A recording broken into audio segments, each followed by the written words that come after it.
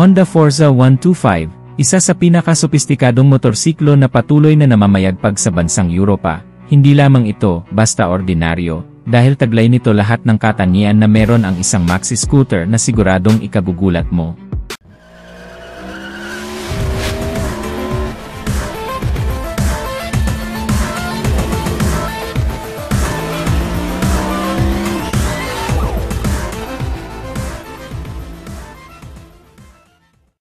Talagang kahanga-hangang Honda Forza 125, at sinong mag-aakala na 125cc lang ito?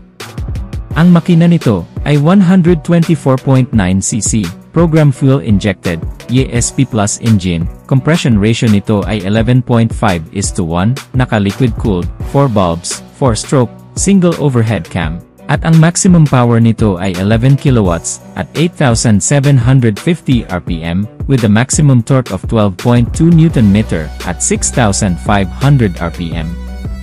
Kaya naman kahit 125cc lang ito, ay malakas pa rin ang hatak at maximum power nito. Bukod pa dun matipid ito sa gasolina dahil kumukonsumo lang ito ng 42 km per liter na mas practical talaga kung ikukumpara sa matataas na displacement. 11.5 liters ang fuel capacity nito, napakalayo na nang mararating mo dito kung magpapa-full tank ka, at talagang mag-enjoy ka kapag ito ang dalang motor sa long ride, dahil napakalapad ng upuan, kaya hindi basta-basta mangangalay ang likod mo sa mahabang biyahe. Bukod pa doon matutuwid mo pa ang paa mo, dahil sa extended footrest nito, kaya talagang relax na relax ka sa motorsiklong ito.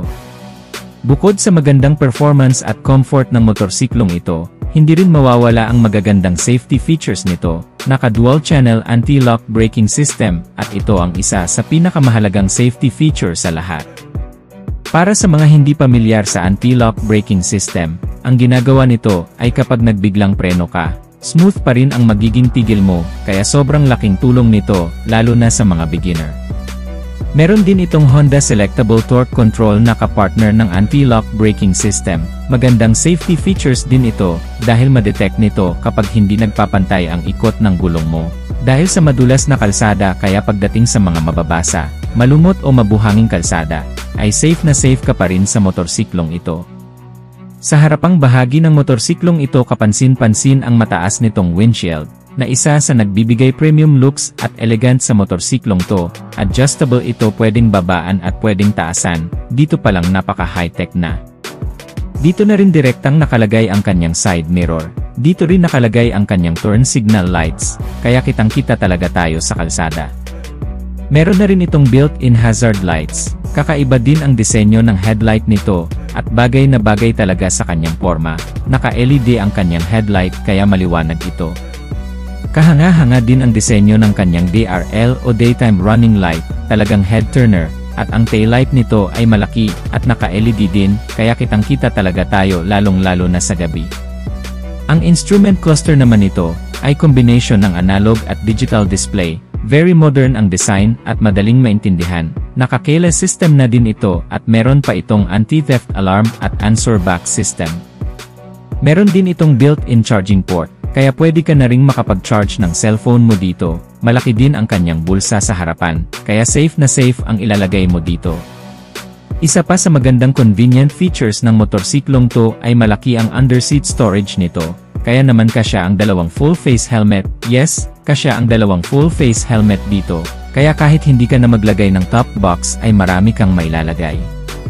Pagdating naman sa gulong nito, sa harapan ay 120/70/15, sa likod naman ay 140/70/14. Malalapad ang kanyang gulong kaya talagang stable ito, lalong-lalo na sa cornering. Sa suspension naman, ito ay naka 33mm telescopic fork sa harapan, sa likuran naman ay naka twin shock.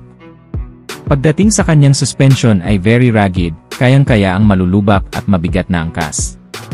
Sa kanyang preno naman ay naka 256mm disc brake sa harapan, at 240mm disc brake sa likuran, at kagaya ng sabi ko kanina, naka dual channel anti-lock braking system na ito na isa sa pinaka-importanteng safety features.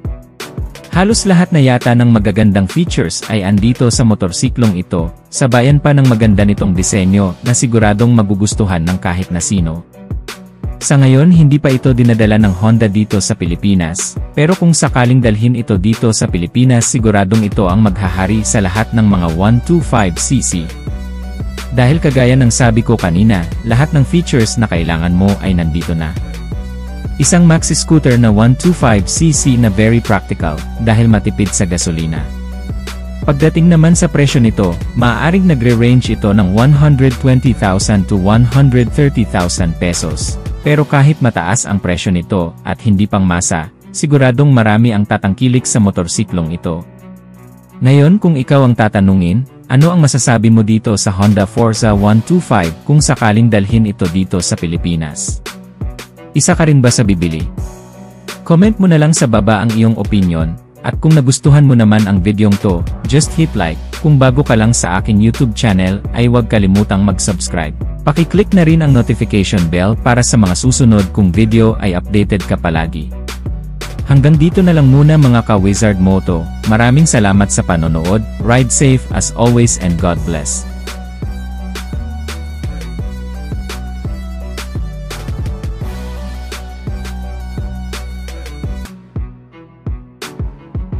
2015 noong unang nilabas ang Honda Forza 125 sa European market, at as expected ay pumatok agad ang motorsiklong ito kasi syempre Japanese brand kaya napakaganda talaga ng quality. Yun ang first generation ng Honda Forza 125 sa European market. Dahil sa sobrang pumatok ito at very in demand taong 2018 naman nilabas nila ang second generation ng Honda Forza 125, at noong nakaraang taon lang ay nilabas ulit ang panibagong bersyon nito na mas pina-high-tech pa ang kanyang features at mas pinaganda ang looks. Mula noon hanggang ngayon ay tinangkilik na talaga ng taga-Europa ang Honda Forza 125.